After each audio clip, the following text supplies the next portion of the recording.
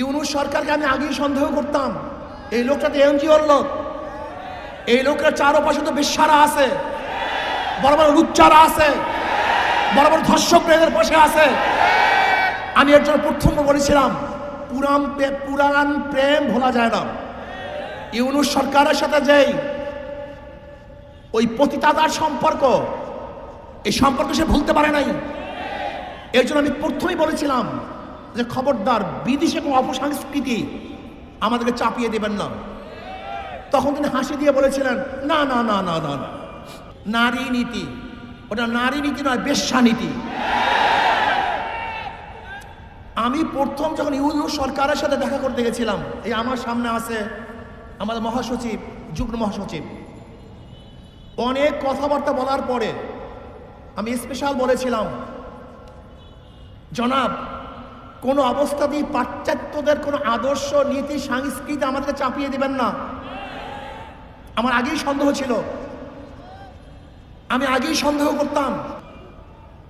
আজকে আমাদের মা বোনদেরকে আপনি বেশ্যা বানাবেন, আমাদের মা বোনদেরকে খানকি বানাবেন, আমাদের পুরুষদেরকে লুচ্চা বানাবেন। বলতে পারেন, হুজুর যৌনকর্মী বললেন না কেন, যৌন শিল্পী বললেন না কেন, পতিতা বললেন না কেন, এই খারাপ শব্দ ব্যবহার করলেন না কেন? বলতে পারেন। আমি তো মনে করি শয়তানেরা, দুষ্টরা এই সমস্ত খারাপ শব্দগুলিকে ভালো শব্দের দ্বারা পরিবর্তন করে ওদেরকে এই কাজে লিপ্ত করতে চায়।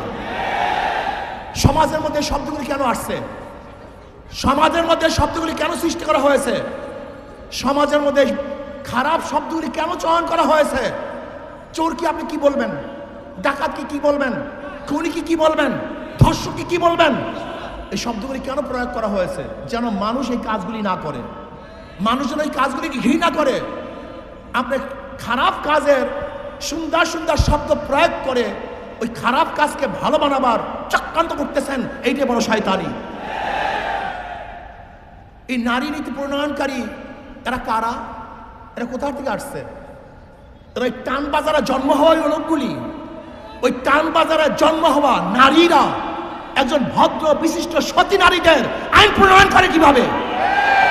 ওই নারীগুলি আমার স্ত্রীর আইন প্রণয়ন করে কিভাবে? ওই নারীগুলি আমার মায়ের আইন প্রণয়ন করে কিভাবে? ওই নারীগুলি আমার মেয়ের আইন প্রণয়ন করে কিভাবে? আমার মেয়ে সতী, আমার স্ত্রী সতী, আমার মা সতী, সে একজন নারী। আমার মায়ের, আমার বোনের, আমার মেয়ের, আমার ফুফির, আমার নানির, আমার খালার আইন ওই বেশ্যারা করবে কিভাবে? ওই বেশ্যাগুলি সাহস কোথায় পেয়েছে? আমি বিশ্বাস করি এই বিশাল চক্রান্ত চলতেছে। ইউনূস সরকারের কে হটাবার এটা চক্রান্ত। সবগুলি ভারতের দালাল, এই সবগুলির সাথে ক্যালকাটার সংযুক্ত আছে, সবগুলির সাথে ক্যালকাটার সংযুক্ত। আপনারা দেখুন, কোন অবস্থাতেই বাতিল নয়। এই প্রস্তাব দেওয়ার সাহস কিভাবে পেয়েছে বাংলাদেশে? ওদেরকে বিচার করতে হবে, বিচারের আওতায় আনতে হবে। এই ঢাকার বুকে প্রকাশ্য থেকে বিচার করতে হবে, যেন ভবিষ্যতে এই ধরনের কোনো প্রস্তাব আনতে কেউ সাহস না পায়। আমার মেয়েকে, আমার বোনকে, আমার ভাগ্নিকে, আমার মাকে বেশ্যা বানাবার যারা চক্রান্ত করতেছে, ওদের চেয়ে বড় শত্রু আর কেউ হতে পারে না। নারী নীতির প্রত্যেকটা পৃষ্ঠায় পৃষ্ঠায় ধর্মবিরোধিতা করা হয়েছে, প্রত্যেকটা পৃষ্ঠায় পৃষ্ঠায় ধর্মকে অপমান করা হয়েছে, প্রত্যেকটা পৃষ্ঠায় পৃষ্ঠায় এই বাঙালি জাতি সংস্কৃতিকে ধ্বংস করে নতুন এক বিদেশি চক্রান্তকে বাস্তবায়ন করার চক্রান্ত চলতেছে। এটা আমরা মানতে পারি না। মানা তো দূরের কথা, এটা প্রস্তাব কিভাবে দিয়েছে এই ইউনূস সরকারকে জানতে চাই। আজকে বাংলাদেশের সবচেয়ে বেশি সংস্কারের পক্ষে এবং এই সরকার যেন সময় পায় সংস্কারের জন্য, ইসলামী আন্দোলন বাংলাদেশ সবচেয়ে বেশি ভূমিকা পালন করতেছে। তারা প্রথমে যে কথা বলছে, আজও সেই কথা বলছে। আপনাকে সুখে থাকতে কি ভূতে গিলায় নাকি আপনাকে?